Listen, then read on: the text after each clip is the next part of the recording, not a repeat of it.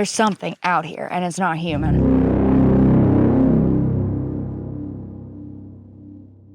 This is so crazy, isn't it?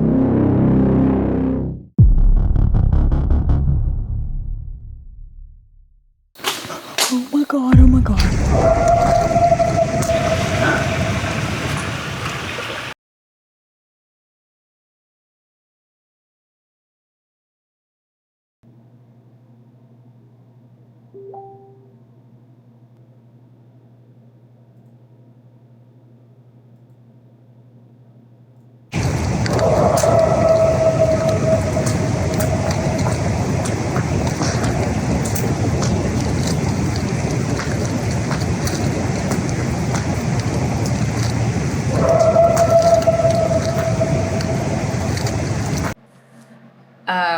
Let's see if I got this going. Yeah. My friend Mike from North Carolina sent me a video, no context whatsoever, and it's some just weird howls in the darkness.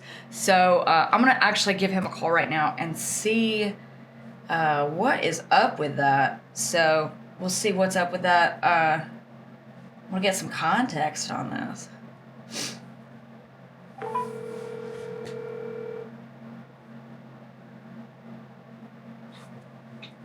Hey, what's up? Hey, Mike.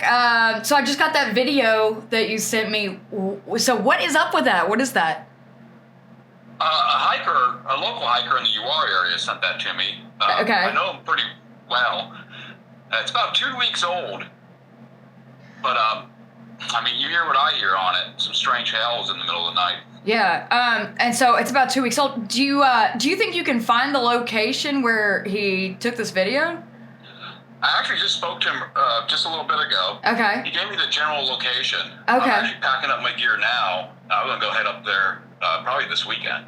I think we can probably get our stuff together and get up there too. Yeah, if you want to connect on Saturday morning and go out there, maybe we can talk to your buddy and check that out, because we've been getting a lot of reports from the Uwharrie as well. So it kind of just starts the ball rolling on it. It's pretty weird that you sent me this video right when we were talking about stuff with the Uwharrie. So I'd love to meet up with you on Saturday. We go out there and check it out.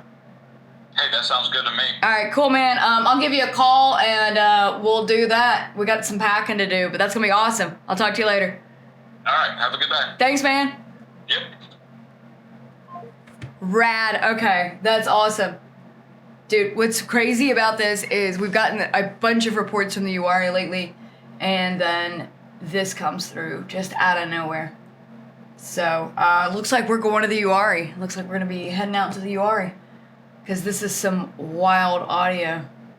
All right, I guess we got a lot of packing to do.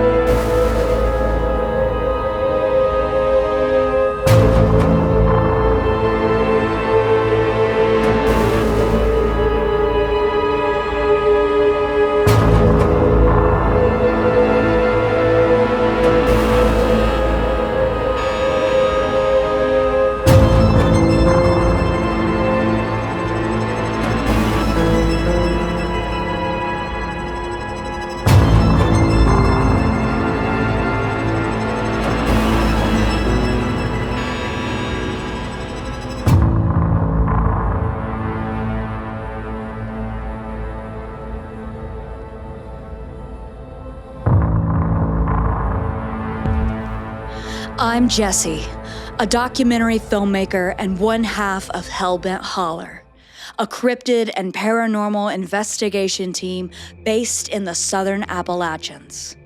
When a series of chilling vocalizations surfaced from central North Carolina and reports from the region began to spike, I packed my gear and headed straight to the Uwharrie National Forest. Hidden in the heart of central North Carolina lies one of the oldest mountain ranges in North America, the Uwharrie Mountains. Weathered down over hundreds of millions of years, these ancient peaks are cloaked in dense hardwood and pine forests, deep ravines, and a silence that speaks of secrets long kept. Today, this land is preserved as the Uwharrie National Forest, a remote, rugged expanse of over 50,000 acres that has become a hotspot for something far stranger than its geological past. For decades, the Uwharries have been at the center of persistent reports of an elusive, upright walking creature, known by many as Bigfoot. From whispered stories passed down through generations of hunters and farmers to chilling nighttime vocalizations that echo across the ridgelines, the forest has earned quite a reputation as a place where the unexplained feels all too real. Among those drawn to the mystery was former military intelligence officer and noted cryptid researcher Mike Green. In 2009, Green captured one of the most debated pieces of thermal footage in Bigfoot research history, known as the squeaky thermal.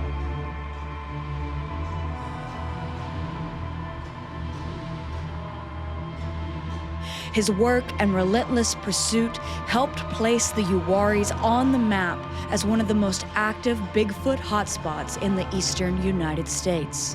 We are at campsite 11 here in West Morris Campground, West Morris Mountain Campground. So we're in campsite 11.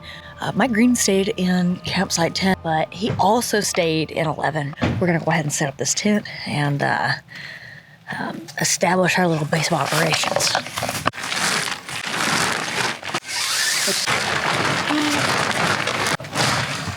The next morning, we are joined at West Morris Campground by local hiker and outdoorsman Mike Kirkpatrick, who will act as our local guide throughout our Uwharrie investigation.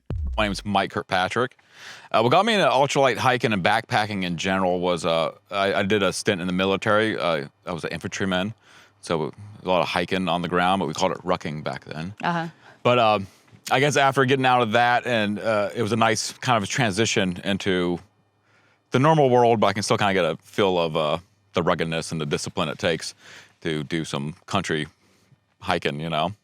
So what kind of experience have you had out here? What kind of experiences have you had in the Uwharries that kind of lead you to believe that there is the existence of something akin to a Bigfoot out here? Well, when I started coming up here, there was the pop culture Bigfoot. You see him on the bumper stickers and all that. And I, like everyone else, kind of assumed, at that point in my life, I did not think Bigfoot was real. I just enjoyed the novelty of it. Because at this point, when I started coming out here, I'd already hiked like 500 miles on the Appalachian Trail. I never saw any Bigfoot. But it was actually in 2016, I was coming up here, and what I was doing for that first year was I would come up here every weekend and go to a different spot and just hike around and explore. And happenstance, I can put this in the timeline too by Hurricane Matthew. Hurricane Matthew was coming in, but I wanted to get a hike in real fast. So I came up here just for an overnighter, and I actually went to the Baden Lake Recreation Area, which I hadn't been to at that time yet. And I went, it was towards the southern section. And I remember I just did my normal thing. I went down an old Forest Service road, and there were some old bridle trails, and I started hiking. I just had no map, had no care, just kind of walking around. Because what's nice about particularly that area is you can always kind of make it to a road, and then from there you're fine. So it's a nice, safe place in there. And perfectly normal night, set up my tent right next to the Uwharrie River, woke up very early because I had to get out of there because Hurricane Matthew was on its way. So I got up probably about 6:30, and I hiked probably a quarter mile down this bridle trail before it got onto a gravel road. And there was a little campsite off right there where the road kind of veers into it. There's a little campsite there, and there was an older couple camping there. And they were frantically throwing all their gear into the back. One had a pickup truck, and the older lady was driving like a kind of like a sedan. And they were just throwing stuff in that back of that truck. And I didn't think too much of it. It looked weird, but like with the hurricane coming, maybe they realized they had to get back to the house real fast. And when I'm walking by them, they look at me really weird. But again, I get on the gravel road and I'm walking. A few minutes later, the woman drives up next to me and the guy's behind her. And I see the window goes down. She stops next to me. She goes, "Are you the one that was running up and down the mountain last night?" Okay. And it really took me back. But again, my mind's not in Bigfoot at this point. I go, "No." And I'm like, "Did he have a light on or something? Like, did he have a headlamp on?" She goes, "No." And I was like, what did he look like? And she kind of just, I don't know if she meant the figure was dark or it was dark at night. I don't know. But she was like, it was dark. And then her husband honked the horn and she just kind of rolled up her window and they pulled away. And I looked back to what she was talking about, the mountain she was talking about. And the day before, I had hiked up around it. And I didn't go on top of it, but I had hiked past it and saw it. And I was like, I can't stay here tonight because Hurricane Matthew's coming. But I'm coming up here as soon as that storm passes. I'm going to check out what's on top of that. Because after she said it was dark and then it rolled up her window, then it clicked. I was like, is this Bigfoot? Because in my head, I know what I'm capable of doing. And at that time, particularly, it was just 10 years ago, I was much more capable. I was just fresh out of the Army. I was fit. I could not run up and down a mountain down here. And they were saying, she said multiple times, with no light on. And particularly in that area, it's so rocky. I mean, you'd break your neck trying to do it just on the first try. So I went back home. I sat through the hurricane, and while the hurricane was going over, because it was worse where I'm at because I'm closer to the beach, I'm like going over satellite images of that area, and I'm like plotting out like, okay, if I was a Bigfoot, how would I? And I know he's up in this mountain. What's he doing at the river? How's he kind of moving around? So I came up with a good idea, like I'm gonna get to the top of this mountain, and I'm gonna try to get over to where it's kind of a creek bed, and you can see from the satellite imagery, it's really thick foliage up there. As soon as that storm passes me, I'm in my car, and I'm basically following it out, and I'm having to take deep detours because bridges are washed out. I get there, and I hike up to the top of this mountain, and I'm taking this bridle trail that kind of wraps around it. It was the first time I've ever seen a tree structure. I get up to around the top of this mountain. I thought, okay, it's a good time to get off trail. And as soon as I get off trail, I see this teepee made of maybe 4 or 5 smaller trees, but still 20 feet long. But they're probably big, as thick as my arm. And it's perfectly stacked in like an intricate way where this was done on purpose. And then I see on the top of the hill, I see a series of small trees about the same size, but they're all broken off in the exact same height, about 8 feet apart. Or about at the 8 feet height, and then it's in a straight line. So as I'm walking towards that, I see a log that's like an old rotten log laying on the ground, but I noticed there was fresh chunks of it ripped out on the top. And you could kind of see the wood chips kind of spread out on the leaves. And right there was a big footprint, and it was pressed right into the leaves. And there was that one, and then there was one ahead of it. And how I immediately looked at it and interpreted it was that something stepped over this log, it scrubbed its foot, it came down hard on it, gave that good impact, then he kind of resituated with the next one, and it kept going. But this footprint was, it was your quintessential Bigfoot footprint. And to see that and know that's fresh, it wasn't here yesterday because a hurricane came over, it blew everything away. This was something that then, it made me like maybe 10% unbelievable, it took me up to about 80, 90 real fast. Because I knew for myself, no one knew I was coming up here. This was made by something else. And that's really what sent me on the Bigfoot journey in Uwharrie. But I've experienced pretty much all the stuff that you would hear about in any of the thousands of Bigfoot reports. I've heard wood knocking. I've heard hails. I've had rock throwing. I've heard real up close and personal knocking, where something's around the camp and it's very close. Do you think that Bigfoot is in the Uwharries? I think if Bigfoot is real, he's 100% in their Uwharries. And if I've ever seen one with my own eyes, I would say 100% he's in here. Yeah. But I can say with 100% if he's real, then he is here. Does that make sense? That makes sense. Okay. That makes sense. If he is, he's definitely here. As we prepared to meet the man who had recorded the alleged Bigfoot howls, something unexpected happened. Whether by chance, synchronicity, or something more. A couple drove through the campground and recognized us from our channel, Hellbent Holler. They stopped and without hesitation began sharing their own unsettling account, grisly discoveries and possible Bigfoot encounters. All of it unfolding right here at West Morris Mountain Campground.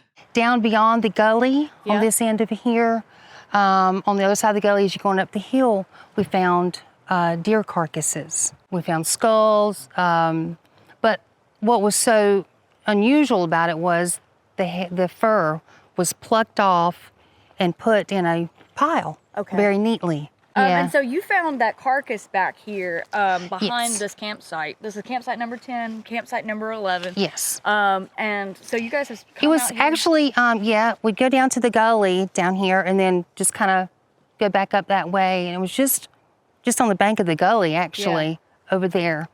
And it was, one day we found that twice. Yeah. The second time, it was like 4 carcasses about, 4 foot apart, the same way. Wow.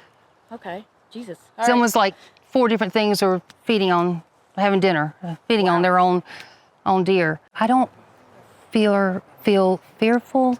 I kind of would like to have some sort of interaction. Yeah. But It seems like you're getting closer all the time. yes, but I know not to come out here by myself. Yeah. So I've done that before and Never not a did. good idea. Yeah, I try to avoid that myself. You know, it's women who are into this and women who are into this sort of thing and do this, you have to know that it is dangerous to come out here as a woman by yourself, you know, because you don't know what these things are capable We of. don't, yeah, exactly. We I have would no like to think idea. that they're kind, but, it's probably like us. Yeah. There's some good ones and bad ones. Yeah. So. These folks have found what we're calling a kill site right now. It is several, did you say what, 4 deer? It was, yeah. 4 deer. He found 4 deer down here that had been killed, placed together. But the interesting part about it is the large weight-bearing bones of the body had been broken, snapped in half with what looked like it was something trying to get the marrow out of it. You said this was how long ago? It had to be about 8 months to 8 months ago? All right.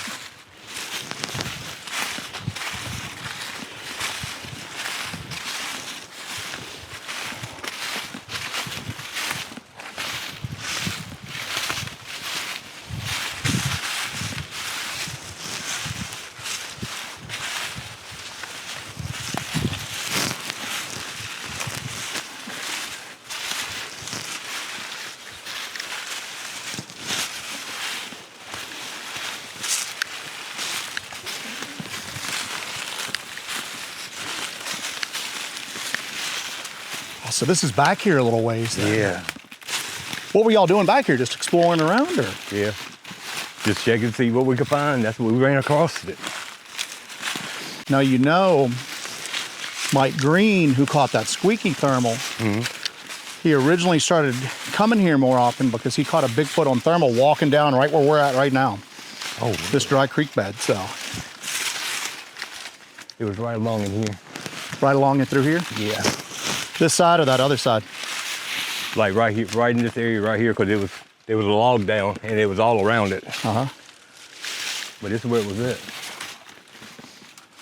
Right along this area right here. Well, if you look where you're at, you're pretty well secluded. Yeah.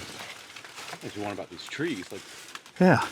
It was, Everything's in an X back through here. So. yeah, that's where it was at right here, because it was like it was sitting on a log type deal, because the bones just scattered and the fur was in a pile right beside the log. It was right along in here. What'd you think when you found it? I told her we need to get out of here because we in a feeding ground. Yeah, yeah. You know what something weird is? What's that? Now, when I used to do like the hiking thing on the Appalachian Trail, they would have these privies set up. Yeah. And the way that you dispose of your waste is like you did your business. Then they would usually drag in a big rotten pine log, where it's kind of red and rotten. Yeah. And that's what you throw on top. Yeah. This is all this is stacked on top of each other. So if you had a specific spot to dispose of waste, That's what you would do? You would actually. well, yeah. it kind of might be like, okay, they know to stack these things up so as they rot over time, you can bring things here and they'll break down faster. I'm just throwing that out there. Yeah. Intrigued by MK's theory on the use of pine logs to aid in the breakdown of biological materials, we return to the site to discuss it more in depth. Last time we were down at this site, we were speaking to the witness, Scott, and this is where he found several deer carcasses. And you came up with an interesting theory after looking at it about how these logs and how they're placed relates to it being a kill site. Would you mind kind of going over that with us? What got me noticing it was he mentioned that there were several newer logs that were kind of placed around it. You can kind of see how they're all crisscrossed down through here. When we initially walked into the site, I noticed that it was actually layers and layers of logs over time that was being stacked up. And something that popped into my head was when I did a section of the Appalachian Trail, many of the privies that were set up along the trail for hikers to do their business would often have a log dragged in, a pine log like these, drug in close so that after you do your business, you break off a piece of this, it's called brown rot, and it's got a lot of microbes and bacterial that breaks down organic material. So I was thinking if this was a long-term kill site where this is where you're going to dispose of your prey, that once you're done with using it, that maybe it would be beneficial to stack these logs over, and they're all in various stages of decay. So it would actually get rid of your kill sites. It would at least dissolve it and clean it up faster in this way. And it made me think, if this is an intelligent animal, or are they thinking that far ahead of like, well, if we're going to dispose of these kills, we need to do it in the fastest way possible. And this would be the manner to do it, is using this type of brown rot and these microbes to break it down. And it'd be a way to just basically cover your tracks, and so that if there are if there are people around this area, they wouldn't be able to find these massive kill sites, and it would basically just cover your tracks. You would be able to remain undetected out here, hunting. At least give you your best shot, because it's going to break it down as fast as it possibly can out here without using any type of other. I don't think Bigfoot has incineraries, but that's an maybe interesting. one day. See, that's God willing. That's something really cool. Is I've never done any like heavy through hiking like you have, and there's so many small things that you guys do that normal people don't even think about, and it really adds another perspective to someone looking at this phenomenon as these are things that are out in the woods. Yeah. These are things, this is their environment. They're one with their environment. When you're doing these long through hikes, when you're in the woods for months at a time, like when you're doing the Appalachian Trail, you become a part of this environment. Exactly. And you're really working it like a job. It's not like camping. You're literally walking for 12 hours a day, and then you're going right to sleep, and then you're waking up and you're doing it first thing in the morning. So when you're moving through land like that, various terrains constantly, daily, you can go from a desert to a mountain in one day. Yeah. You really do pick up on, you get in tune with nature. You get to kind of understand how it works, and you're going to use whatever you can use to your advantage, and you're going to avoid whatever is going to be a disadvantage. And to me, I see like an area like this where it's a nook, kind of a little down in the middle of nowhere.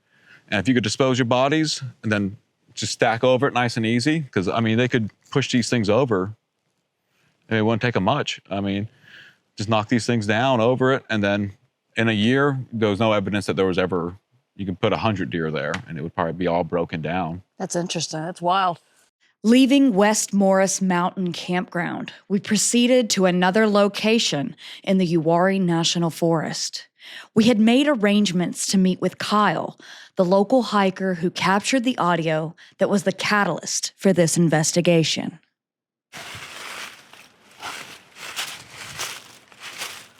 Right now we're following some coordinates that Kyle sent over to us. We're gonna try to meet him out here. There's no trail anywhere out here, so we're kind of going blind to these coordinates that we dropped a pin in. And it's pretty wild out here. This is no trails, no markers, nothing. So we're gonna make our way to his location where he actually filmed that footage and got that audio.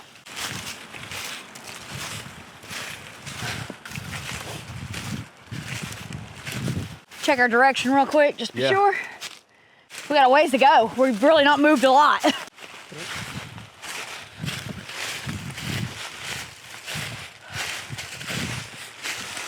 We should be coming right up on him in a minute.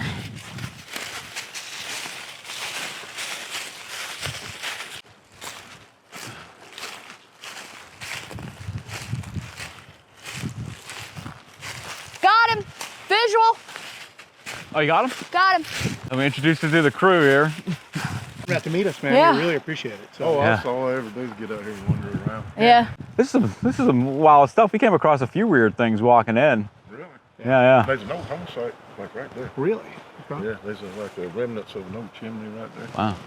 That's why I was out here. I was out here metal detecting. Yeah. He said he found like a horseshoe or something like that, or at least at Yeah, some point he yeah. did. So let's talk about that video that you captured. You said you filmed it right here. We're off trail. We're nowhere near the Uwharrie Trail. We're just, we was exploring. There's an old home site right there that we found. We're just out here exploring. And I had the fire going. The howling started. I got up, I walked over behind this tree right here because the fire was loud. And I just started recording.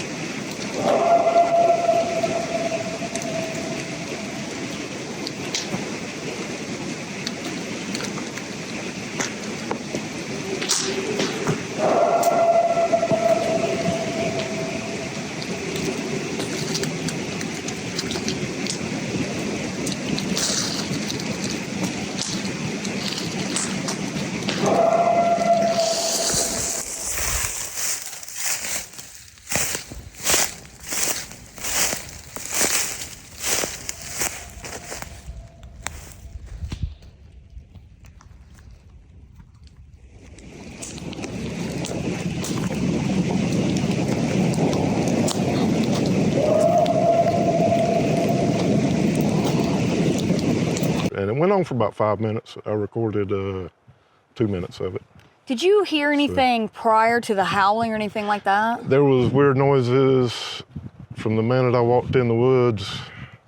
There was a chatter. I know it wasn't coyotes. And about once an hour, the wood knocks started. Just a few random knocks and it would stop. Before that howling started, there was rock clacking coming from this area. And then the howling started, so. Yeah. And Yeah. I thought, and then I got my camera out and I stood right behind that tree right there and I just recorded it. You never know when it's gonna happen. I hadn't heard anything in a long time. Yeah. And then That just, howling, do you think Bigfoot's in the Uwharries? there's something. There's something. Something. Yeah. Something weird. Something weird going on here. Yeah, and I mean, you're familiar with every kind of, we're familiar with everything that's out here. You're out here by yourself a lot. You're out here camping. I And, seen some weird lights about a year ago. yeah? I was off trail again. I was back behind Yates' place, and it looked like somebody coming through the woods with a flashlight, and they just kept getting closer and closer and closer and closer. What color was And it? I was a good quarter mile off trail. It looked like a flashlight. Yeah. It could have been somebody, but it was weird. I turned around and looked. I went back in my hammock for just a second. It was gone. Anyone familiar with the Bigfoot phenomenon knows the reports rarely stop at footprints and howls. Time and again, witnesses describe strange, unexplained lights appearing in the vicinity of the alleged encounters. Drawn by this account, we shifted our focus to Yates Place Campground, a remote site where in recent years, reports have surfaced of aggressive Sasquatch behavior, with campers claiming to have been harassed deep into the night. We just got into the woods behind Yates Campground, where a lot of people have had very aggressive Sasquatch encounters. And just initial observations back here, it's scary.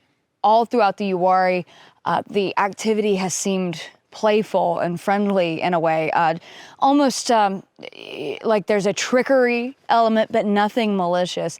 Back here, it feels kind of dark. Looks pretty dark too. We've got a storm rolling in. Hopefully we don't get drenched, but this is our first time behind Yates Place Campground. We're gonna hike into the woods and we're gonna be out here at dusk and past dark and do a night investigation. But already the feeling is heavy, very, very heavy. You ready? Mm-hmm.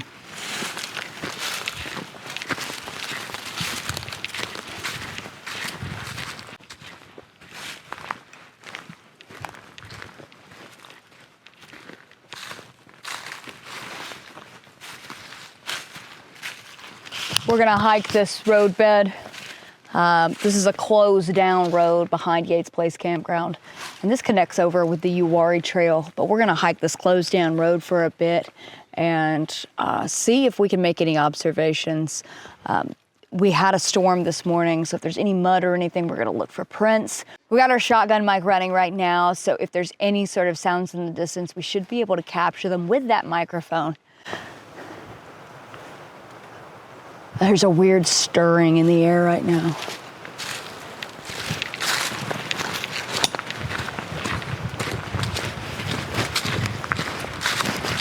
This place has a completely different vibe than the rest, doesn't it? Yeah, it does. And it's not just visually either. I mean, all the reports that come out of here have a tinge of, they seem to be a tad bit more aggressive than the other parts of the Uwharrie, which, like you said earlier, is usually playful. Is this trash? What is that? I don't know. Is that a tent? Yes. Yeah. You got a cooler up here. Looks like it. There's no bears out here. Joe? Hang on.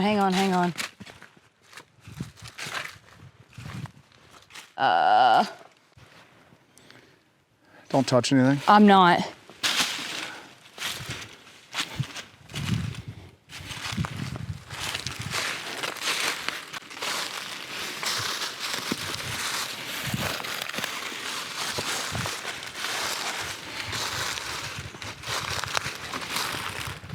That didn't look like a cheap tent. No, it doesn't. That jacket's not cheap either. I'm getting I'm getting LBL flashbacks, honestly. Yeah. For this whole thing right now.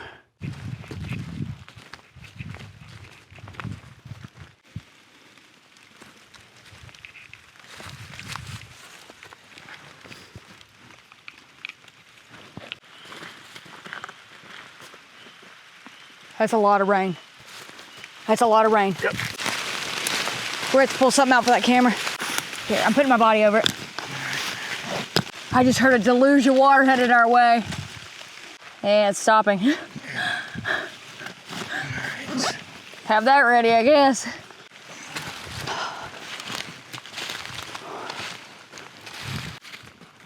I feel like we periodically just have moments where it's like we have those welcome to Uwharrie moments, you know? Yeah, exactly, yeah.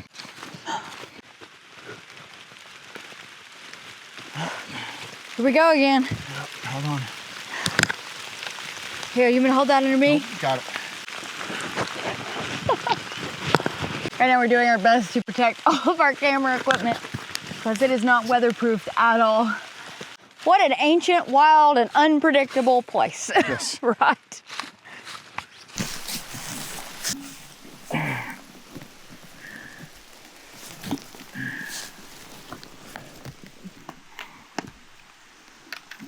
My cam's away. Give me a quick wipe. Can you go on your action cam? We'll have to. What's with this place? I don't know. Action cam. There you go. You're filming right now. Right as we We got to just laugh at it right now, just Yeah. because this has been unbelievable.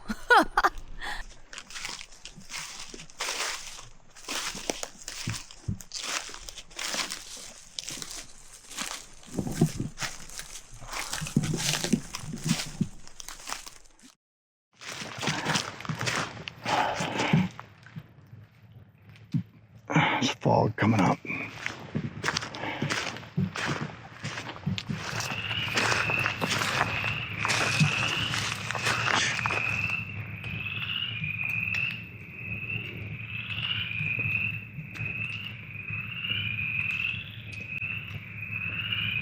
Fogs.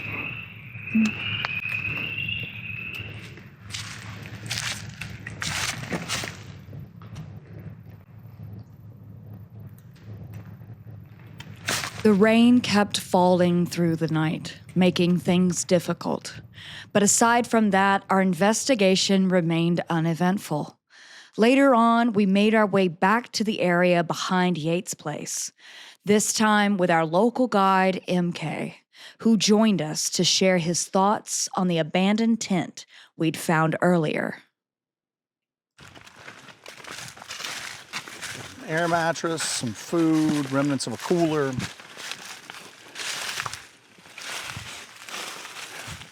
So this isn't the usual $20 tent, No, $5 styrofoam cooler that somebody just came out. and- 98% of the tents I find out laying around, if someone just abandoned it, and it was a cheap tent. Ozark Yeah. Trail 2-person dome is the most common one. I got about 4 of those. I packed up and walked out.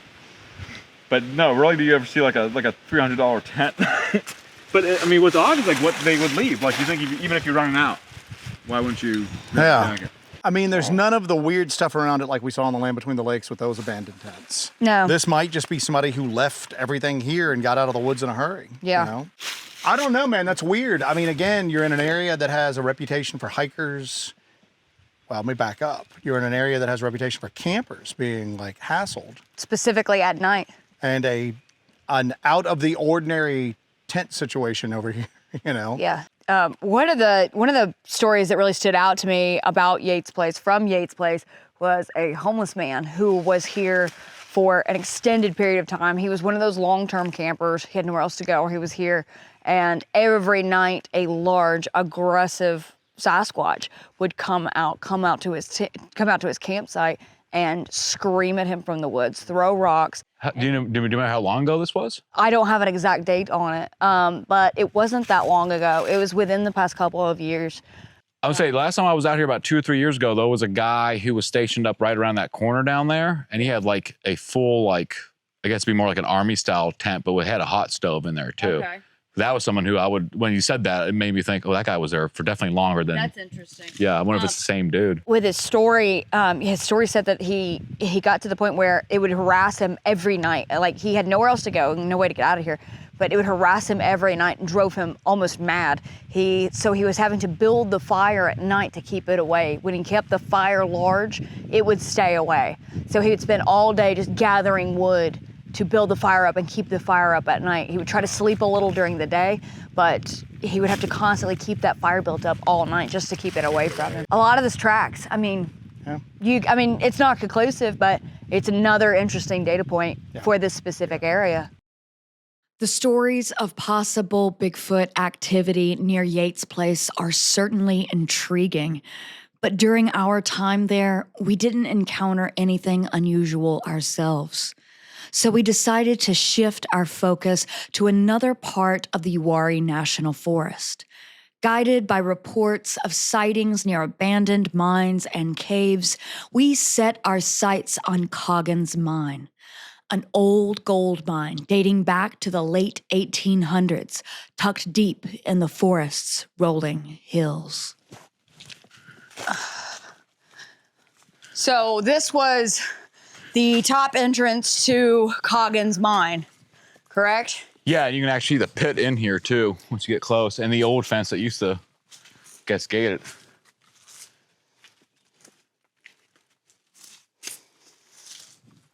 So the area around the Uwharries was basically the first gold rush, right? first gold rush, and all the gold mined out of here was minted in Charlotte, and it was all used for the purchase of the Louisiana Purchase. So gold mining in this area and around that time, was it done via like mine shafts? Yeah, like just what like we've seen that over here? Well, initially it would start out with farmers just digging pits in their yard. And there's actually spots in the Baden Lake area where you can look up a hillside, especially in the wintertime, and you can actually see through it. And you can see where they went and did like 6 digs in the base of the mountain, and they found the vein, and then you can see where they followed it up the mountain. And that's how it was originally done, was just digging it out, panning it. Then I would say probably the 1880s, 1890s into like the 1900s is when we started getting more industrialized mining here. So obviously we're here looking into the Sasquatch activity in the region. So that's one of the theories around here, is that it's like a subterranean Sasquatch. Yeah, those reports that people have seen them come out of the ground and all that, which might sound ridiculous, but I mean, with the coverage out here in the foliage, you could have an existing hole in the ground and have something covered it up. Normally, I immediately discount the subterranean Sasquatch theory, but I'm here right now looking at these giant holes. The giant holes, yeah. How big the openings are, and I'm assuming that the mine shafts in there are pretty sizable as well. And maybe something didn't live down there previously, but it could have adapted to at least staying down there during the daylight hours. Yeah, and at least incorporating it into its, lifestyle,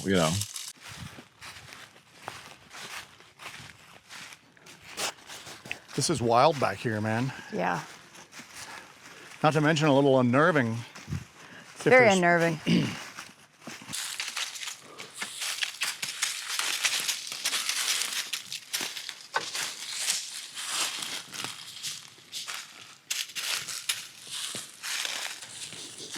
Smell that? What do you smell?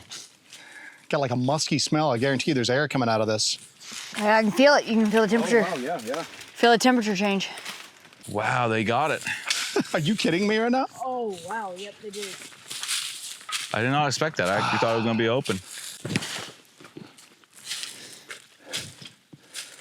Now we're going to use about. So if you could pick up this rock here, you could remove this grate right now. The rock's what's holding it in place at the bottom.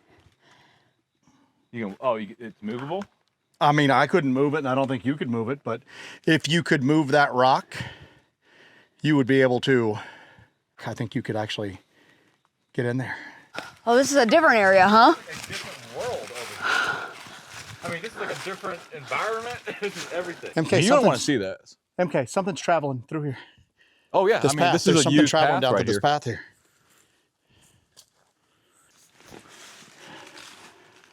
This one's gated. This one's gated. There's another big rock kind of hold. This one actually looks like it's in place though, permanently. Well, that smells musky down here.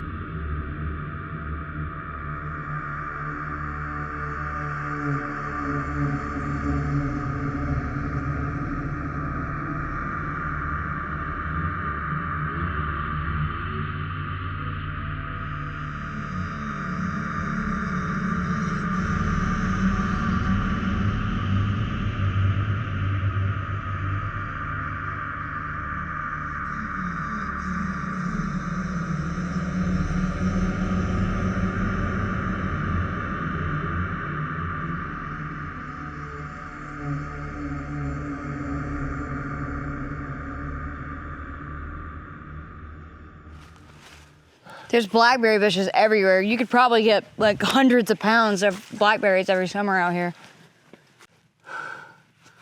Wow. All right, so subterranean Sasquatch. Totally plausible. Suddenly not so. Totally not crazy, right? Yeah, suddenly it's not so crazy. But, if I'm 8 feet tall, this ain't nothing for me to climb out of. Humid And down I'm here. jacked. Yeah. Yeah. It's Oh no, there's people that would have no problem getting up this right now, let alone. Of course, my imagination's probably playing tricks on me, but there's worn spots on the moss going up at an angle where you would go up right here where that's worn. Let's see if I can get it on my camera. And you'd go up at an angle to right there where there's a worn spot on the lip. Are you seeing that? Oh, yeah, right there. Yeah. You see where things have been. Wow. All right. And it's like, we don't know what's on this ledge. We don't have any clue. It's very humid down in here. Completely different environment. Yeah, completely different.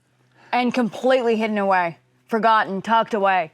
it only gets sun for maybe 6 hours a day down there. Yeah, just when it's directly overhead. Yeah, just the direct overhead. You got there's a hole here.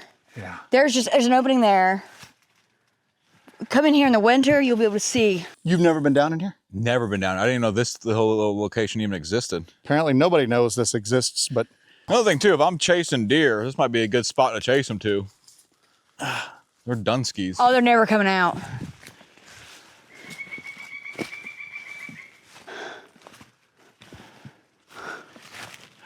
you can hear wind blowing down in here. You can feel air coming out of You can these. smell it. How high are these? Like 70 feet? Oh yeah, yeah. Maybe more, maybe. Yeah, some of them, definitely 80 back there, just from looking that way. And again, a person couldn't get out of this, but that area back there we looked at with all the handholds, what could possibly be handholds? Something more physically gifted than the average person could get in and out of there easily, like all day long. There's a lot of things that I'm catch myself going, it could be nothing, but that's extremely weird. It seems like if you do that enough that you kind of...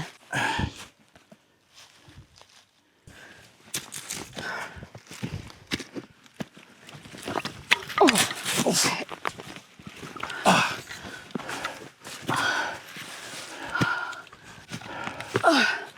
These are all muscadines. It's all edible. This is, every bit of this is edible. You probably get hundreds of pounds of muscadines every summer. You'll probably get hundreds of pounds of blackberries every summer. This is like, in terms of calories, I mean, that's all pure sugary, like sugary fruit. I mean, this is a pantry. It would explain, I mean, this is a hot spot. People always record, it's a lot of audio recordings from out in this area, but. Well, now you see why, because. Yeah, plenty of food. Not to mention, I mean, there's deer, and like I said, I mean, if you can run a deer in that direction, you got them. If I had the ability to easily, or not easily, but safely get in and out of there, and I knew that I could like lay low during the daytime hours, and there's like literally no chance at all that I was going to be disturbed. Is there fresh water in the bottom of this valley? Yeah, we're about to hit into it if we keep going that way. We're running into it. This is insane. Yeah. Okay, so we are back in the area that we previously explored during the daytime that has several abandoned mine entrances, some cave entrances. There are apparently stories of Sasquatch being seen in this area, correct?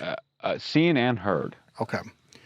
And the local theory is that these things may be basically using these old mine shafts and caves as shelter during the daytime. And that's aided them in being, basically aided them in not being found officially in this area. This is a pretty treacherous area. Not all of the openings are covered or marked. When we were here looking during the daytime, we did see some sinkholes that had opened up. So we asked MK to come with us back at night so that way we've got an extra set of hands here just in case anything happens. We're going to try to go extremely carefully through here. We're going to try to do this with night vision. As much as we can, but the area is so dangerous. We are gonna have to use white light from time to time. Yeah. It's a safety issue when it comes to that. Of course, if we are in this area and if there's anything out here, it already knows we're here. Yeah. So we're not gonna be exposing ourselves by using white light.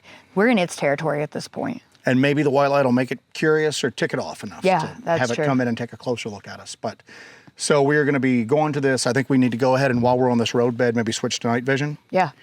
Try to practice some light discipline. And then once we start getting off this old road bed, that's maybe where we switch back over to white light at that point. So. Yeah, and I kind of want to reiterate that this is an extremely dangerous situation that we're going into. There are open mines in this area. They have some that are gated off, but there are some areas that are completely open. There's sinkholes. There are shafts that nobody knows about that are not mapped. So we are entering into kind of a dangerous situation with that. And then we also are contending with whatever is out here at the same time. Yeah. So we're going to have to kind of really be on point with this and really pay attention to where we go and what we hear and what we experience. We're running a close-up audio recording device, and then we are running a pretty high-sensitivity shotgun microphone on the camera itself, which will aid us if we hear anything in the distance as far as like any vocalizations go.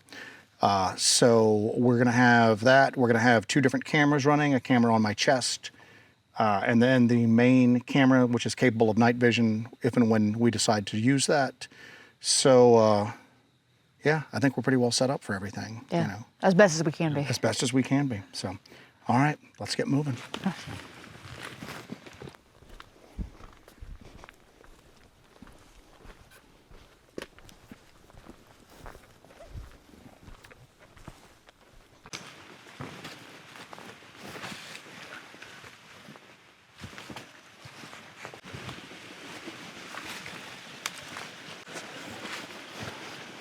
Checking across the creek. That creek's good sound cover too.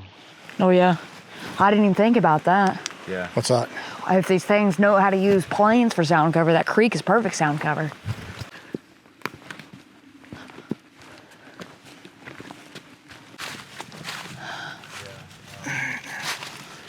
That one's pretty good.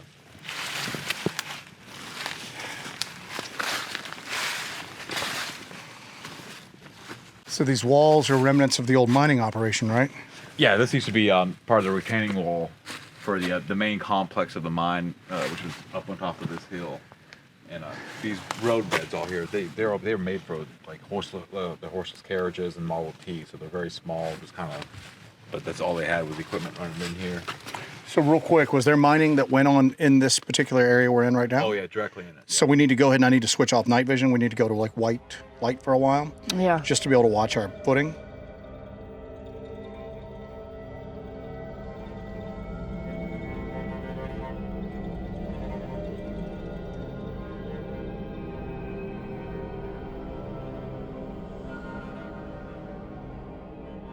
We're gonna have to go white light for a little bit. Yeah. Just to watch our footing. Once we get out of this Stop. area.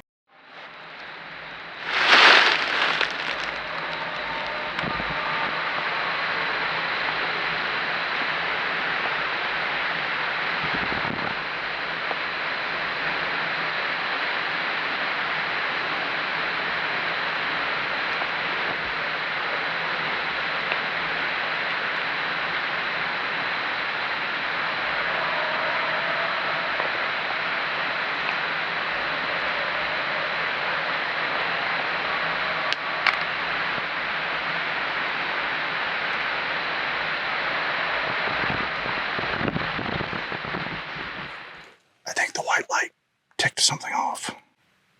That started right after we started the white light up. Wow. That was like, Insane. That was. it sounded like a guy groaning. It was like it was Well, man-like but bestial at the same yeah. time. Oh my God. It was that way. Yeah.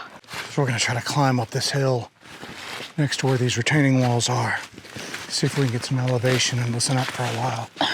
See if we can hear whatever made those vocalizations if it goes off again.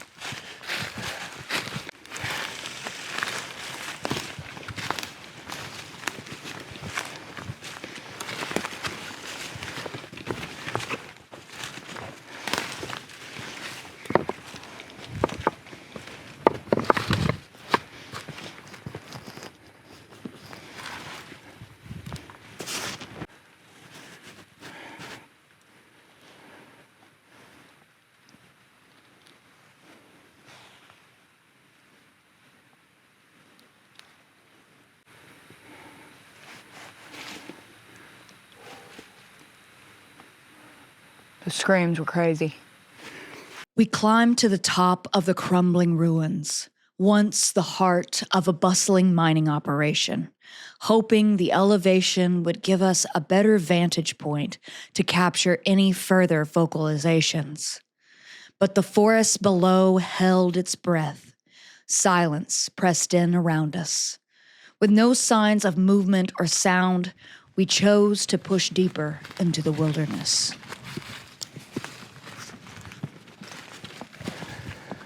Let's crawl down this mountain. We're gonna be going white light down through here because we've both nearly gone down a couple times.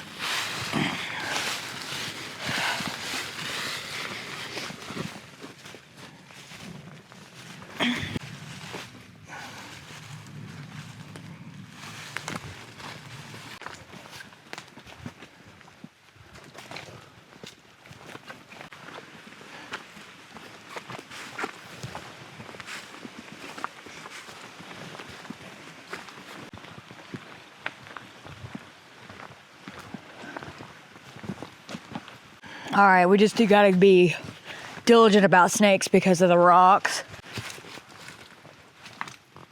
All right, you ready? We're going white light back through here. Yeah. The footing's so treacherous, and there are some sinkholes that have opened up.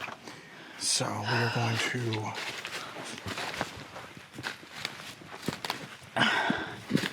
Oh.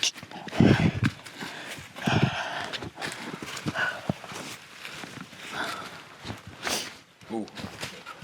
What?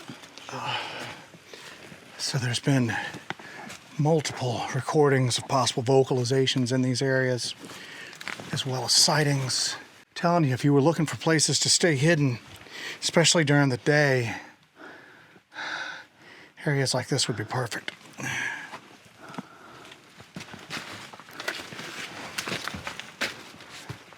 And again, this isn't the only mine that was this large. There's multiple of them out here throughout the entire Uwharrie region. So this isn't just like a one and only. There's multiple of these.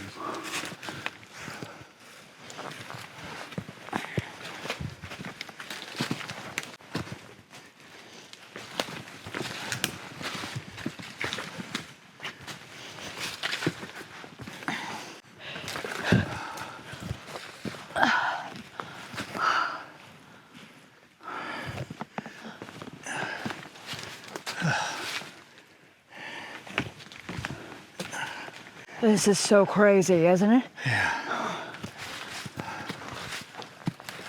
You might have to hand that camera up to me for you to get up here. Hold on a second.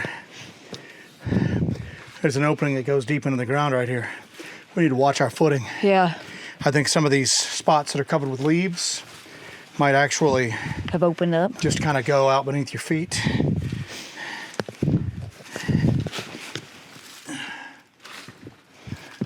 Oh yeah, that just, I feel air coming out right here. Hey, this section right here, it hasn't fully collapsed in like the rest of it. Like, this is actually a rise. It's comforting. The whole area. Yeah, that's not great. All right, let's get over this. Yep. Do you need to hand me that camera? I got it.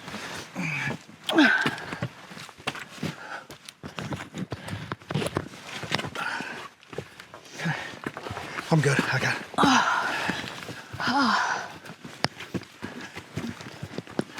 Yeah, you're right. Yes. And this spot still hasn't. This spot hasn't collapsed yet. We're gonna get off of this.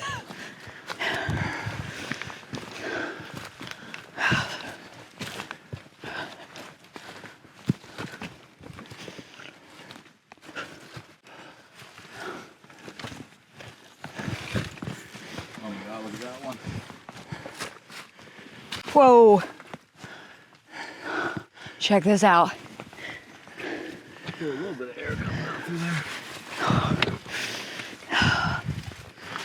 Yeah, you can feel air coming out of this. Yeah, it's crazy. So if these are the ones we're finding, And don't forget, watch for snakes at eye level now too. Oh God.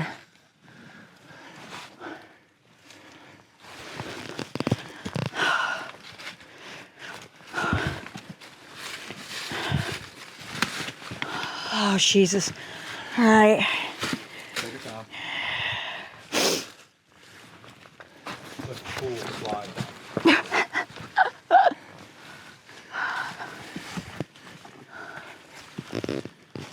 Yeah, watch. Be careful, Joe. got it. You might have to hand that camera down. I got it. They'd kick me out of the Cameraman's Guild if I did something like that. This part scares me. As I entered the passageway, the lav microphones attached to my camera malfunctioned and recorded no audio. And strangely enough, they began functioning as normal as soon as I cleared the area without a manual reset.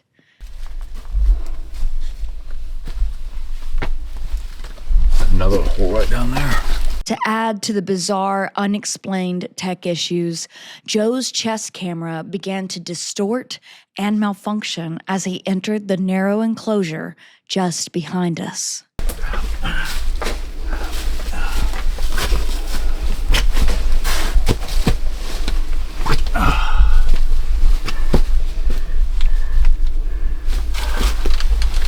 right, we're almost to the end here. I can kind of see the end. Whoa, that is a huge fracture. Yeah, if you actually look into it too, it's this whole section of rock right there, and it's actually broken off in the back too. So at some point, this whole rock is gonna Oh my God. tip inwards. That's terrifying. That's a complete fracture right there. Look at that. Whoa. Yeah. I thought you guys were looking at this little crack over here. No. Yeah.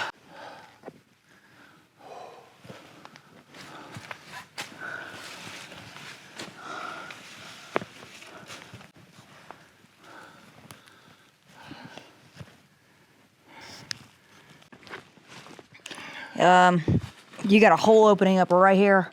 What do you got? So, if these are the openings we're finding, so Jessi, this is where I'm at with this. We're finding openings that are just forming beyond the major ones that are blocked off. Yeah. If something was, and again, this is just all hypothetical, if something was using these old mines for shelter and coming out, and they have the ability to think and plan, they're going to hide those entrances with like brush, anything like that at all. You know what I'm saying? So does that make sense? There's no way we could find them, you know? Yeah, unless we just literally stumble across them. And if we stumble across them, we're probably stumbling into them. Yeah. So, yeah. all right. I mean, there is stories too of the subterranean Sasquatch out here. I mean, there's been reports of them going into the ground, people seeing them actually go down. Just into the ground? Into the ground, or even sometimes coming up. Someone who owned property nearby here and said that they would, he saw one come out of the ground and then go back into the ground. And then when he went over there, it had been covered up. Like they're able to just kind of put everything in there. But you know, when you think about it, though, something that powerful, that big, manipulating the dirt and rocks is much easier for it. Yeah, it'd be like going through Play-Doh. You with us, Joe? Yeah, I'm with you. Yeah. Pop an eye on everything before you put a body part on it. Huh? Pop an eyeball on everything before you put your body part on it. Look at everything before you touch it.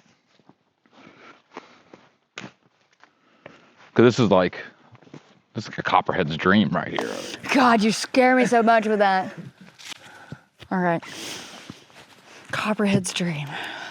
These are wild grapevines down in here.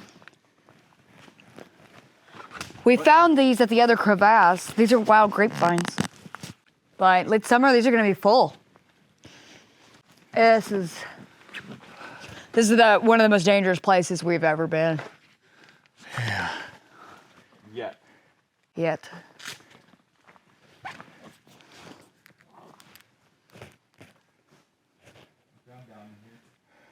Real musky down in here.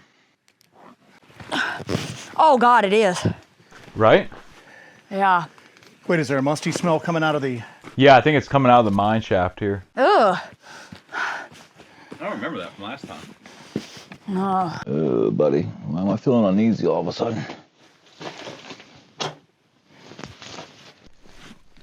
Okay. It seems safe. So this is wild, y'all. It's a... If this is what we know about here, is it safe to say that there's other things, maybe not this extreme, but similar, that are back through here that we haven't stumbled across yet? Oh, I'm sure of it. And like I said, this isn't the only mine that was even this size. There was multiple of this size throughout this area. So, and this was once open as a section of the park, and they closed it down, I don't know when, but at least 2 decades ago. So I don't know why they closed it down, but this was the most accessible of the mines out here. The rest are pretty much just in the wilds right now. Crazy. Yeah, that's crazy. Subterranean Sasquatch doesn't sound so far-fetched after all. No, So, absolutely. We've seen how many of these openings are out here.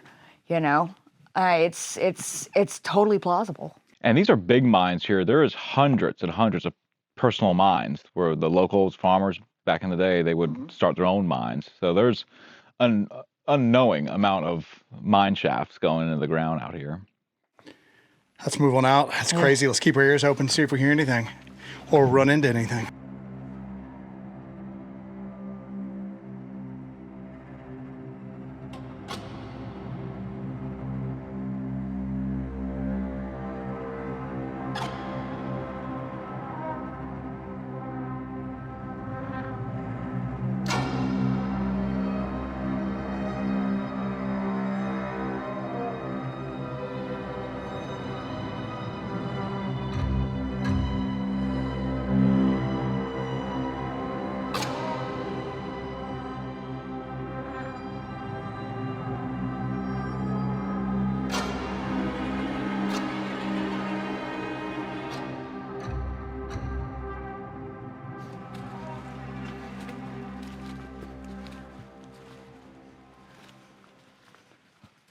You can see back here in the woods, over here where there's these exploratory digs.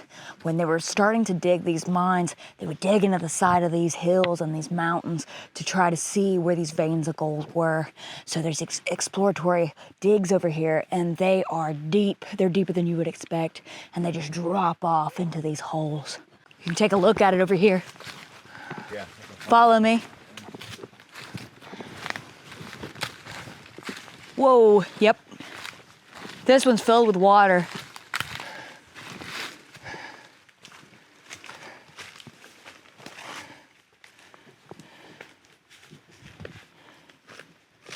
Wow. All right. Yeah. All right, let's see if we can find that other mine.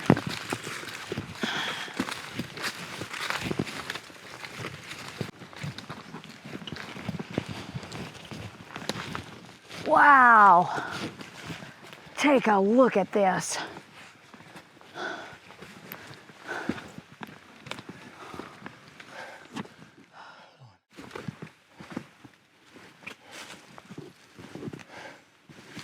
What is this? Does this just end back here? Eventually it ends. Well, I mean, everything eventually ends.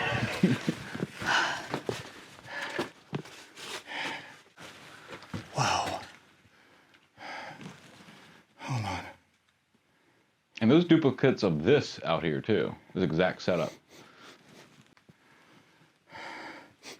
Stinks back in here. So if things like this kind of riddle this entire area, these are perfect spots to stay hidden. Absolutely. Wow, okay. So there's, oh God. Yeah. Oh. Oh. God. That's putrid. Yeah. Yeah, it's very fetid back here. So there's places like this all over the Uwharrie? I mean, there's at least 3 more of this setup because what was once here was there's a structure above this. There was a large building above this. And these mines here was what they were pulling up from. Wow. A lot of that area on that back little platform is kind of worn away.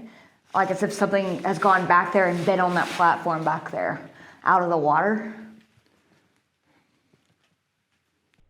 And I don't know if that, I mean, I doubt that this thing just ended right here, 20 feet down or whatever it is. I mean, so I would imagine this is filled in. Yeah. So that's just probably filled in with loose branches. That's kind of what it looks like from here too. It just looks like garbage just filled in right here. So I wonder if this went down further.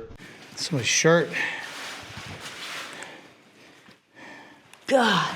Jess, Yeah. I think it's a blouse. That is a blouse. Yes. That's a weird place to lose It's torn up. a non-hiking It's torn up. piece And of clothing. does it look like it's got like a staining on it? Like Yeah, it does. red staining? There's definitely a browning. Don't touch that with your hand. What do you got, like some gloves or something? I do have gloves, but it's That's a weird, I mean, why would somebody come in here and take their shirt off? This is not a real It's like ripped. make-out spot, you know, like a make-out spot. Yeah, once you're in here, you're absolutely trapped. There's only one way in and one way out. These walls are, 30 feet high. And there's no climbing out of here. Yeah. Yeah, I mean, it's kind of scary. Let's try to get out of here. Another thing too, I mean, humans in our early days would run animals into areas like this if there was a crevasse or a ravine and Trap run deer 'em. off them. Yeah. Yeah. So I mean, who's to say that that isn't still going on? A Sasquatch game trap.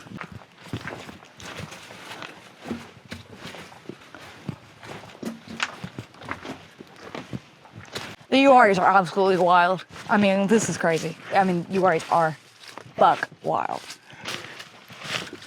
And that's what always gets me because, like, I mean, even you guys years ago would say, like, well, Uwharrie doesn't have a whole lot going on, but it's like, if you only see the trails and what people take pictures of, have you ever seen a video of Uwharrie of any of this stuff? No, absolutely not. No. No. Never seen any of it.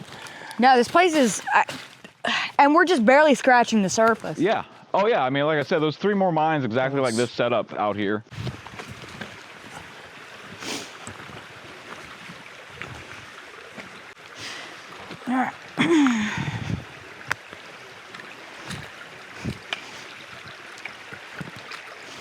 Ooh, just taking a little trip. Look pro though, the way you need to do it.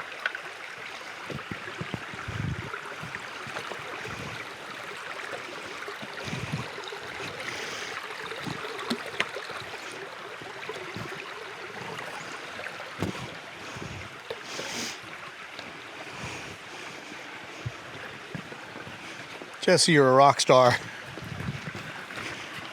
Did you hear me? What? You're a rock star. I love your pun. Huh? That's a great pun. I didn't even think about that. Damn. I thought that's what you were doing. I thought that's what it was. No, I was just saying she's just a rock star. She just like friggin' just dashed across this.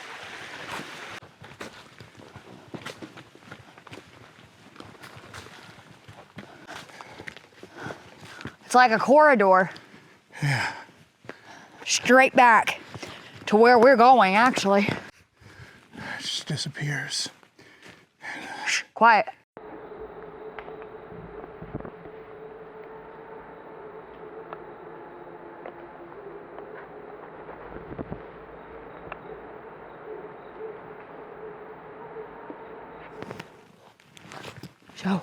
Joe, this way.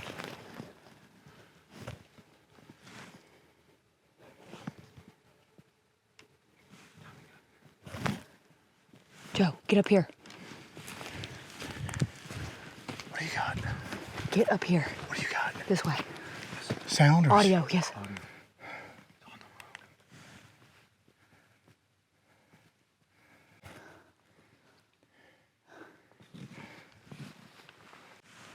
There was a deep whoa, whoa, whoa this way, and then the high-pitched screaming that way. Yeah, I was focusing on that weird.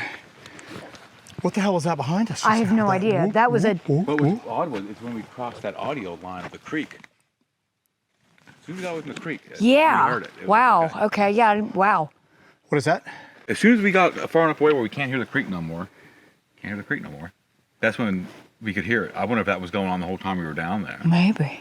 But I mean, either way, it's telling us something that we're heading up that way. Because you had one over here, one up here. That was bizarre behind us. That was crazy. Ooh, ooh, The ooh. front one, yeah, that was bizarre, but that front one was weird too. That was like That was a high-pitched. Whoa! Yeah, scream. This is. I don't know, man. We had our doubts about Uwharries. I you know. guys did. We really did. We had doubts about the Uwharries, and we did the same thing that so many people tend to do: is dismiss it because it's not huge. Yeah. You look at it on a map, and it's not huge, and we totally dismissed it because of that, and we were completely wrong. I mean, we've seen that we are completely wrong. Every time we've come here, we've gotten audio evidence of something out here. We've heard it with our own ears. I mean, there's something out here, and it's not human. I'm glad you guys finally listened to Genius for once. But in all seriousness, it's like for years and years and years and years, all the people that come up here, they go like, well, it can't be a Bigfoot. It's all you hear is off-road vehicles. All you hear is boats. Not true at all. Not true at all. At all. Doing all. Yeah. And that's not a coyote we just heard. That's not Absolutely an owl. not. That's not. I don't know what the hell that was. Just that didn't even sound like a Sasquatch. I don't know what that was behind us just now. Yeah. Now it's dead silent. Dead silent. I mean, Oh, it's the air feels very. Hair's raising up on my arms. yeah, mine too. Hair's raising up on my arms. Can I get that flare? Hair's raising up on my arms.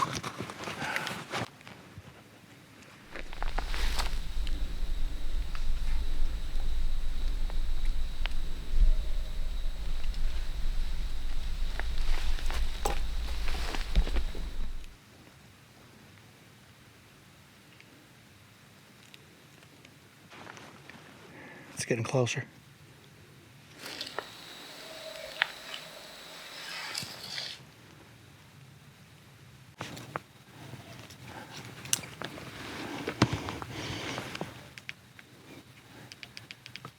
MK, you feel it?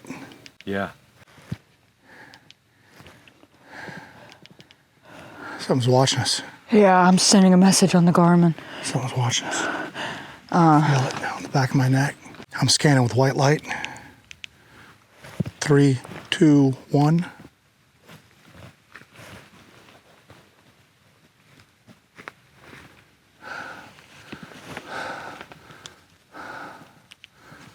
move up and get on a little bit more level ground as opposed to this like little incline here.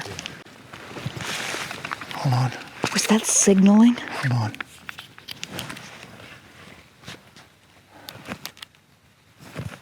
the hell did I just see?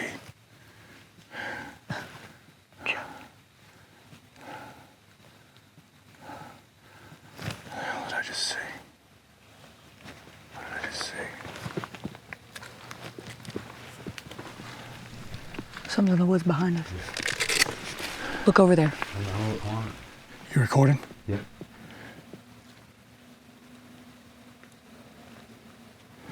You hear it?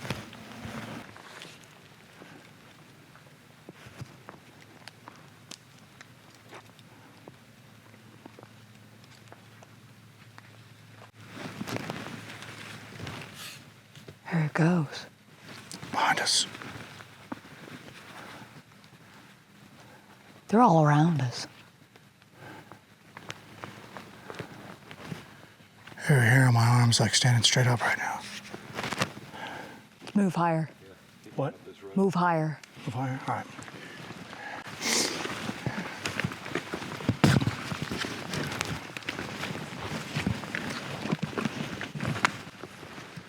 Something's on this ridgeline.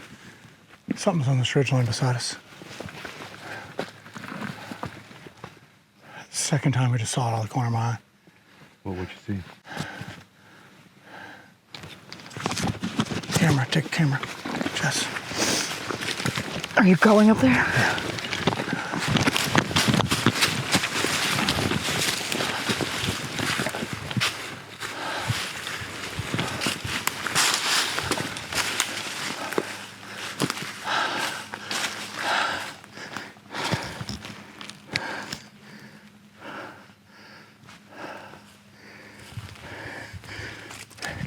MK, something's been traveling along this ridgeline. Yeah. Look at this. This was down here. There's another little incline on the other side of this.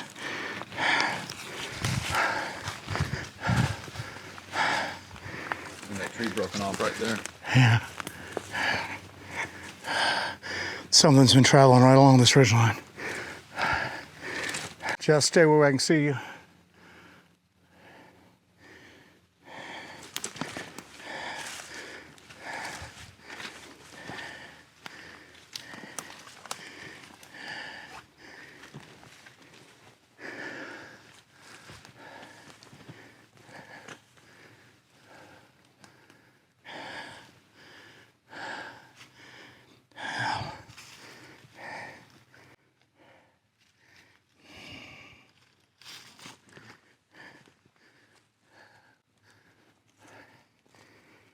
Hair's going down. How you feeling? No, I'm chilling now a little bit. Yeah.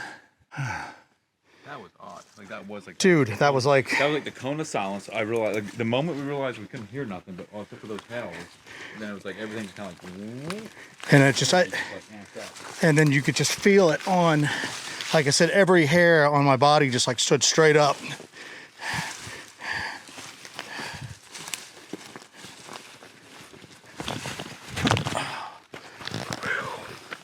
Crazy. It feels like it's gone now. I don't know, man, but someone was watching us. What did you feel? Me? Yeah, what did you feel? Oh, no, I definitely got the vibe that like there was something, like we were in something now. Like, okay. Well, I caught something on that ridgeline out of the corner of my eye.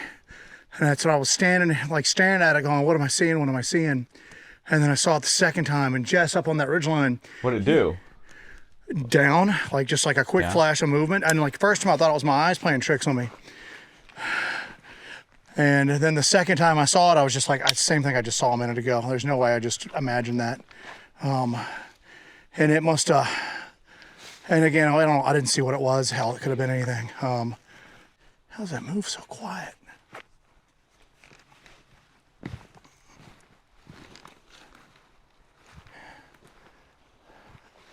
I don't feel anything now. It feels totally normal again. Over the next several hours, the forest remained still. We saw nothing, heard nothing. Whatever presence we had encountered earlier seemed to have vanished into the trees.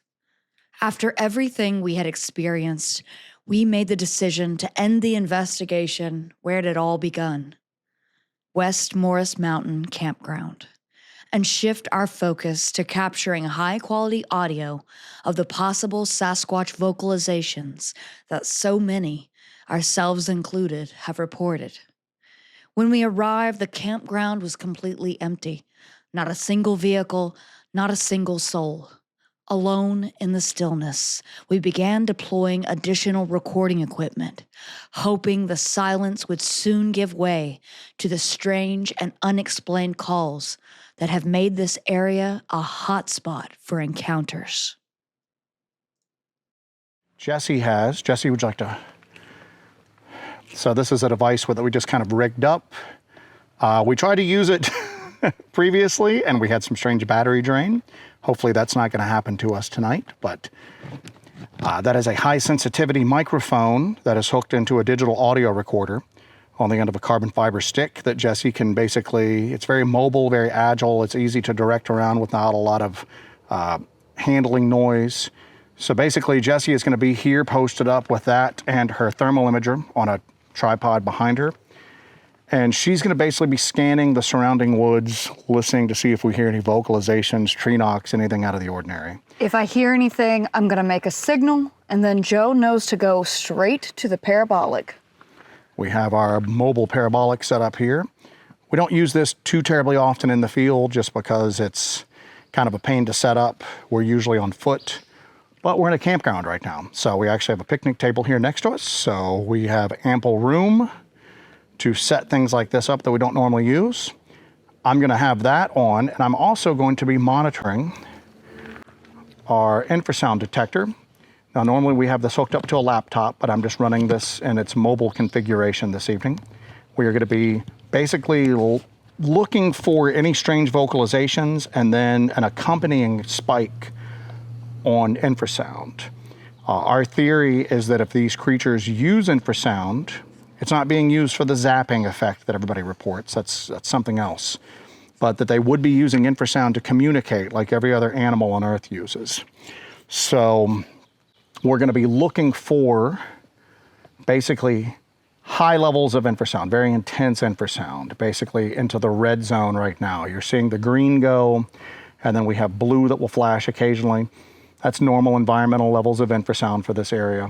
What we're looking for is something into the yellow or red.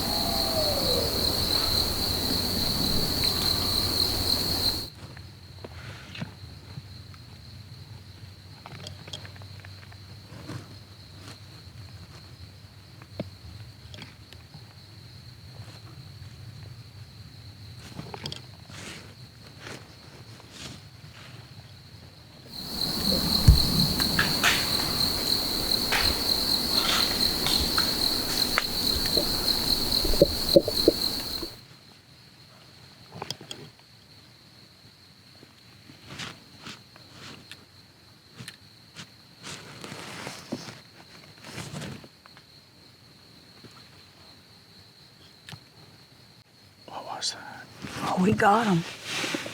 Right as we Yeah,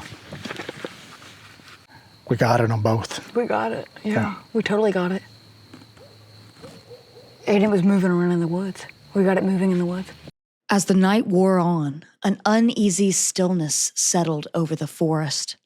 Sensing the possibility of sudden movement or a fleeting encounter, we streamlined our audio setup, preparing to go mobile at a moment's notice. Are you getting that? Something just threw at us. Someone's just throwing at us. Oh my God, oh my God. Someone's just throwing at us, going white light. Oh my God, oh my God. I'm not keeping my back to that.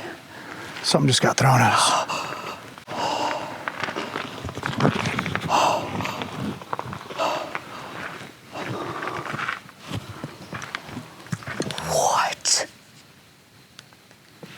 catching that audio?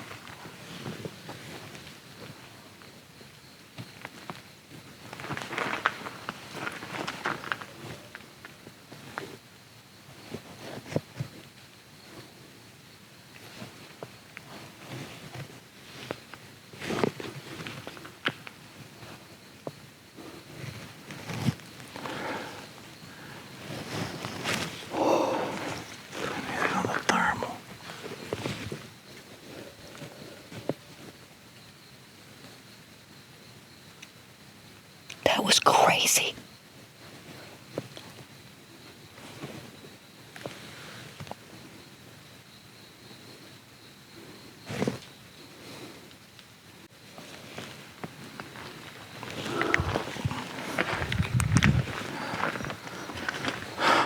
There's nothing on thermal around us. I know. That almost hit us. You heard it bust through the branches. That was crazy.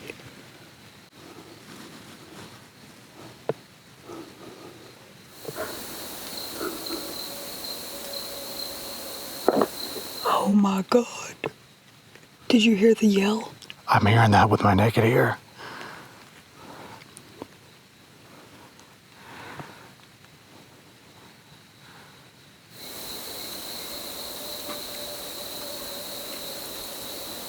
Holy moly. There's like 3 sides. I'm getting it. All right.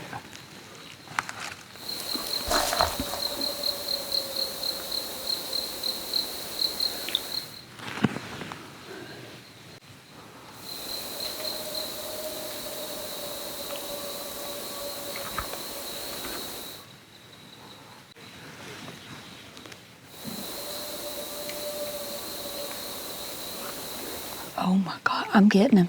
I'm getting him.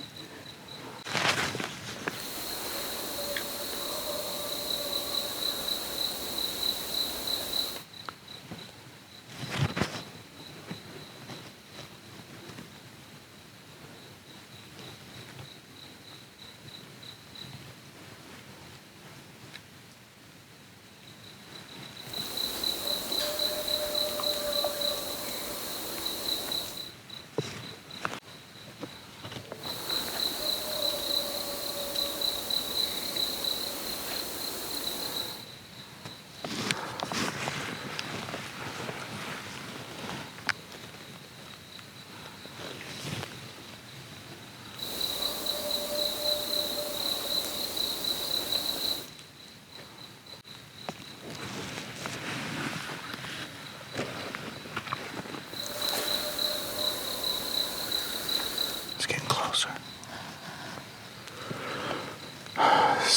You scan everything through here. I'll scan everything behind us.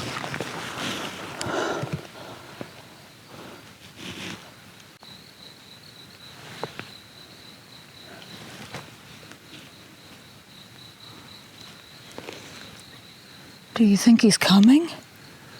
I mean, I don't know.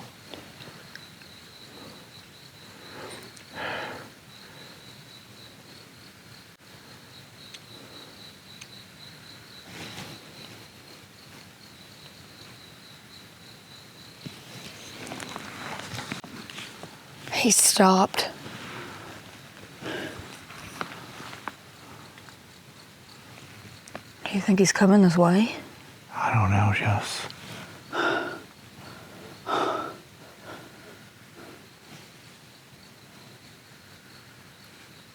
I mean, he was screaming and then he just stopped. You heard it pretty well. Oh, it's crazy. It's crazy. There's just a variation in the tonality. It's not coyotes. It's not owls. No, the heck, it's not. Jump. It's going off again.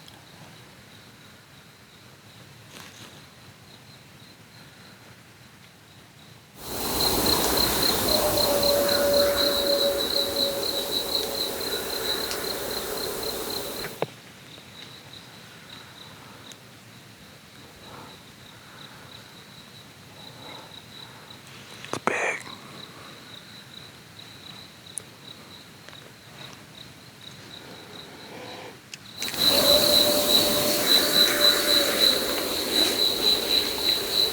Oh my God. What direction is he in? It's coming from a couple different directions. All right. Let me try to see if I can pinpoint it.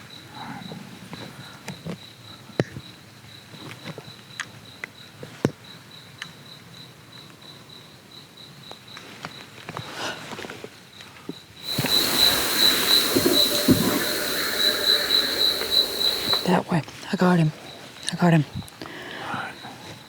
I'm getting him so clear.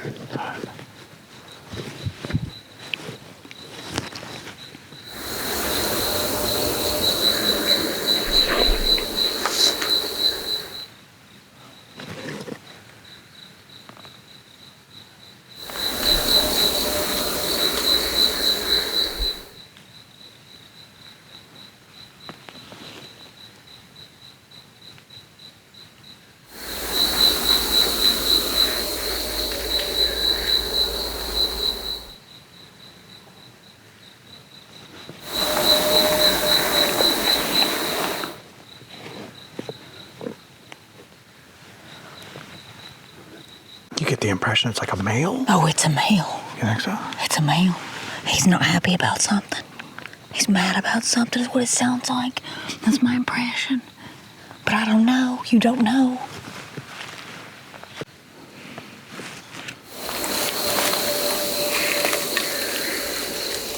Oh my God. That's brutally loud. He's huge.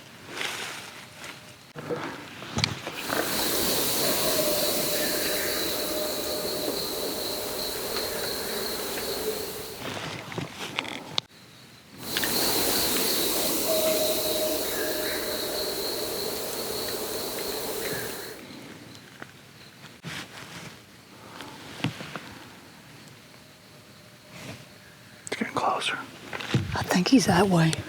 No, just stay in the frame of the camera. Don't move anything. Let me double check. Let me double check. He's here.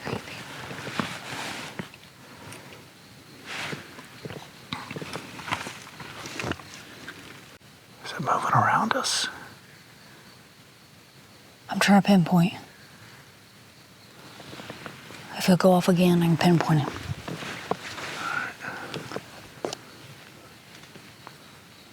Come on, buddy. He's up that mountain.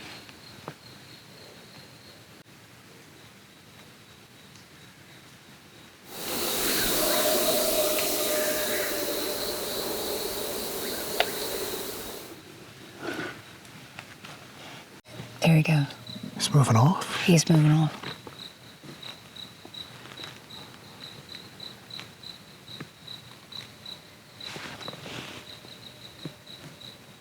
It's getting fainter. Yeah. This has been the most active place I've ever been. Hmm? There he goes. He's farther off. Yeah, it's moved off. Listen, It's definitely not a coyote. No, yeah, he's getting some distance now. Should we try to move in that direction? We're not gonna get that far. He's probably up. He's a distance. He's too far for us to even catch up. There's no way.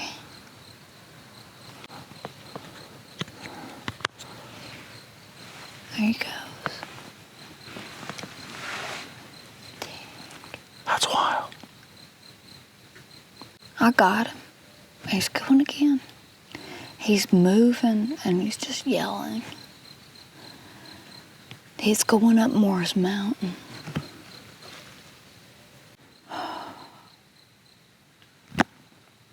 Well, I did have a thought. He's going up Morris Mountain. You want to go up Morris Mountain? No. We could go to the other side of Morris Mountain. Let's go to the other side of Morris Mountain. Hop in the truck, go to the other side of the mountain, and see if we can catch him coming from the other side. We need to hurry. Let me kill this camera. Let me kill this. All right. We can catch him on the other side. All right. So we've jumped into the truck, and we are actually gonna go to the other side of Morris Mountain. Should we say it? Is it wrong to say it? Whatever we're hearing. Whatever we're hearing, there you go. The thing that we're hearing, the creature we're hearing, it went up Morris Mountain. So we're going to the east side of Morris Mountain now. We jumped in the truck, we grabbed everything. We've got all of our equipment. We're gonna see if we can follow it and catch it on the other side of the mountain.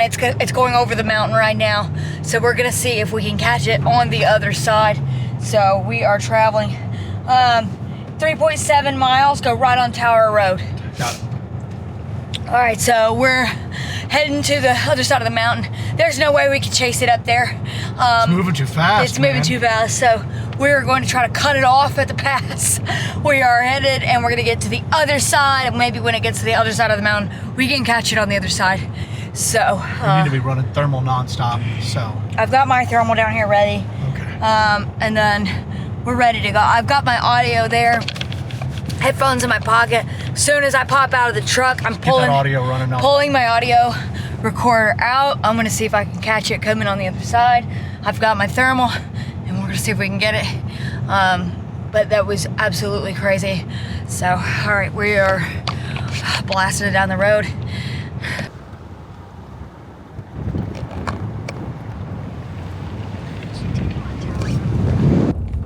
There we go. All right. Okay, so we pile out. I'm gonna grab my audio. Get that audio rolling ASAP. I'm gonna get that audio rolling ASAP. I'm gonna drop this down. I'm gonna come around. I'll get the camera. set So up. I'm not worried about my thermal right now. You need to. No, I want to get that audio, so I'm Get the my audio set up. thermal's running. gonna sit in the seat. I'll grab it as I need it. But I said we deploy. There is a campground up here. Do you want to see if we can maybe pull into the campground area? I don't know if it's blocked off or not. I've never been up here, but we're headed to what looks to be a campground area. We might have to just pull out and just pull everything out on here on the gravel road. 0.8 miles. We're getting closer. Okay. Well, one road goes off that way. Really closed. This is a closed down campground. Look right here. Whoa. These are old handicap parking spots. Oh my God. They're all Okay. shot up. All right. This is. I think we found it.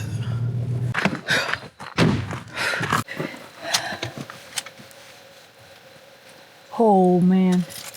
Okay, now this is terrifying. Booting up the audio. Jesus Christ. Mic's a go. Audio's running.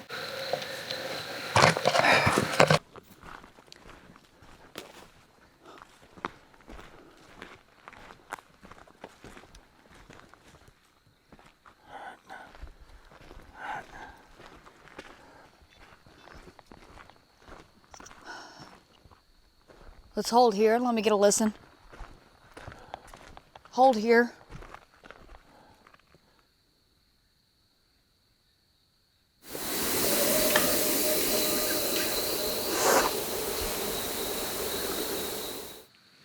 I think I got him. You're kidding me right now. I'm not. I think I've got him. I think I'm catching him. He's far off, but I think I'm catching him.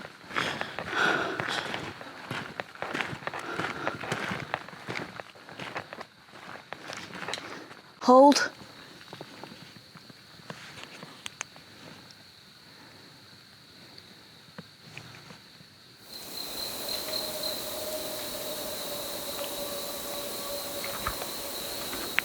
I'm getting him.